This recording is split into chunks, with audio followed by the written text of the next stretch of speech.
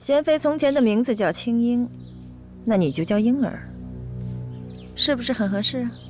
奴婢该死，奴婢该死。死倒不用了，若你肯割了你这根乱说话的舌头，或许皇后娘娘开恩，还准你再回到花房去。嘉妃娘娘恕罪。知道你舍不得，本宫也舍不得。你要是不会说话，本宫还怎么得气儿呢？莺儿，以后你便是启祥宫的人了，给我好好的伺候住。要是敢有一点不周到的地方，看我怎么收拾你。今儿这香点的好，是酥荷香吧？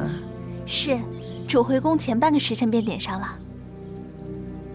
这香闻着倒是好，就是放得远了点儿。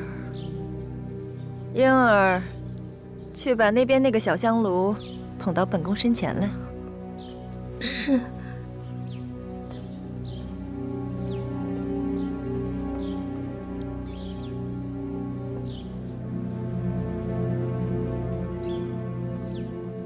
谁叫你放下的？跪下。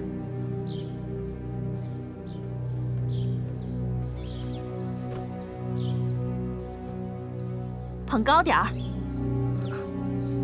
是。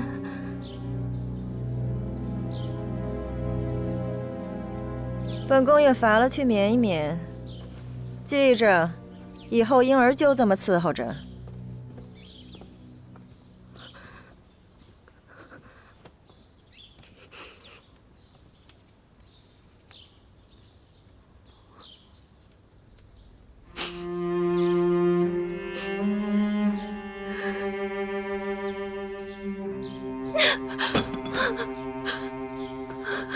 你个贱婢，谁让你倒这的？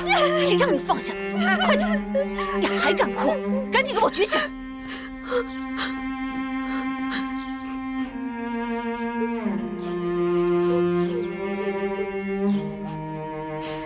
还哭？莺儿，奴婢在。蠢笨的丫头，这么热的天气，扇个扇子也偷懒，好吃懒做的，你是想作死吗？嘉妃，一个宫女干活不利索，何必动肝火？哟，妹妹不过是教训一个丫鬟罢了，贤贵妃有什么可心疼的呀？皇上驾到！臣妾请皇上安。皇上万安。天这么热，怎么在这儿说话呀？啊，臣妾正在和贤贵妃说笑呢。皇上去看七阿哥。是啊，这永从啊，乖巧可爱，朕一日不见就想念得紧啊。臣妾的八阿哥也想念他的哥哥呢，这臣妾正要带他去给皇后娘娘请安呢。哎呀，什么声音啊？皇上，好像是哪个宫女挨了打，脸上受不住疼呢。啊，是臣妾管教不严，有的人叨扰了圣驾。闭嘴。是。朕与皇后一向宽仁待下，从未听说打宫女忍不住疼的。锦中，带上来瞧瞧。这。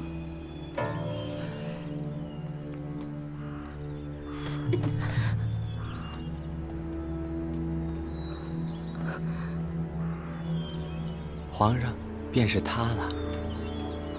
生的倒是挺伶俐的，站在这凌霄花下，倒有几分像你的模样。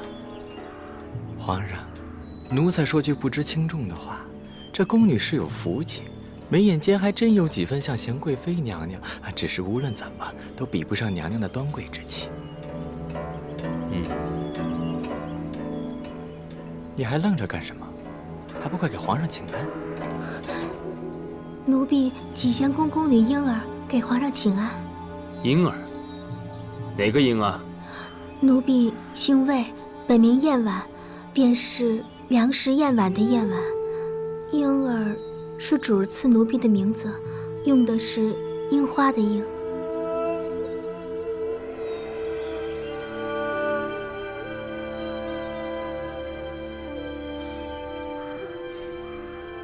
这脸上红一块，是被拧的吧？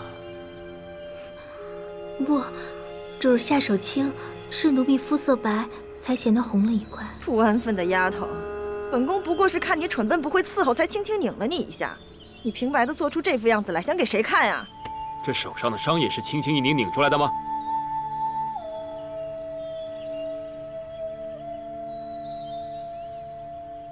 皇上，臣妾知罪了。臣妾不过是孕中急躁，才动手打了他。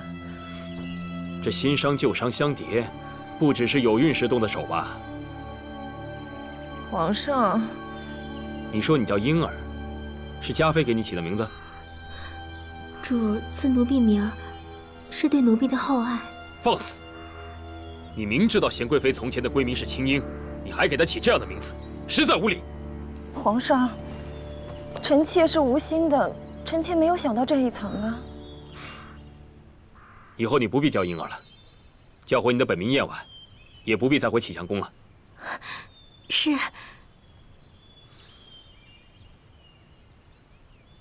梁实燕婉，你读过书啊？前几年，奴婢在纯贵妃宫里侍奉过大阿哥，跟着读过几句书。当时皇上还跟奴婢说过话。奴婢如今已经22岁了。皇上，燕婉这个年纪离宫归家也是好的，要不然皇上再给燕婉许个婚，像侍卫什么的，也好安慰她这些年在宫里受的苦楚。如意啊，朕瞧她还算是伶俐，可待到御前当个宫女，你觉得如何？不如问问燕婉姑娘。魏燕婉，你不必害怕，大胆说，是不是想让皇上放你出宫许个婚？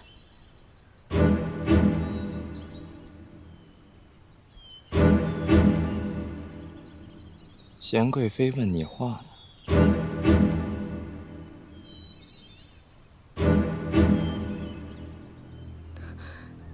奴婢自进宫以来，一切都是皇上的，奴婢愿侍奉皇上左右。好，金钟啊，带他到御前，好好教他规矩。这，皇上，怎么，不想放人呢？臣妾不敢。你不必去长春宫了，回你自己宫里，好好思过。下去。臣妾告退。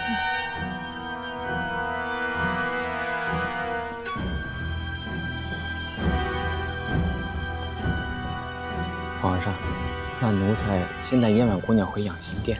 好。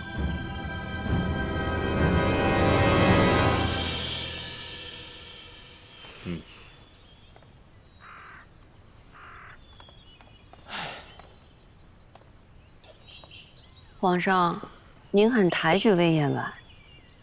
嘉妃欺负她，是有意折辱你。朕把她调到御前，嘉妃就明白朕的心意了，以后就不敢这么肆意妄为了。臣妾谢皇上。朕同你去长春宫吧。臣妾觉得有点累，想歇一歇，过会儿再去。也罢。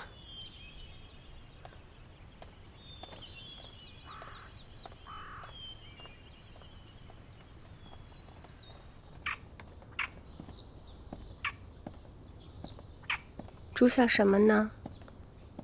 是在想嘉妃拿你名讳做文章的事儿，还是在想皇上安排魏燕婉进御前的事儿啊？都不是啊，是想起凌云彻的托付。魏燕婉算是出了启祥宫了，可凌云彻跟他也怕是难了。可皇上若是看上谁，大可直接下旨收了他，何必让人教他御前宫女的规矩呢？不过也是，奴婢瞧刚才魏燕婉那个样子，主有意提示林侍卫，竟是拦也拦不住。